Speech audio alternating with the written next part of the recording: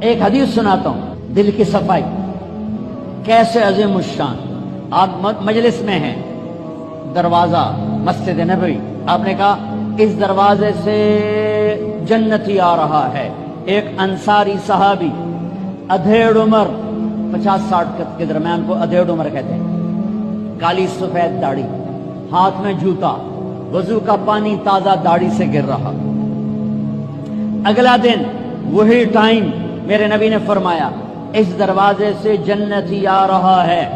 تھوڑی دیر بعد کل والے صحابی، کل والا حلیہ، جوتا، داڑھی میں وضو کا پانی۔ اگلا دن اس دروازے سے جنتی آ رہا ہے، وہی صحابی، وہی حلیہ، داڑھی میں وضو کا پانی، ہاتھ میں جوتا۔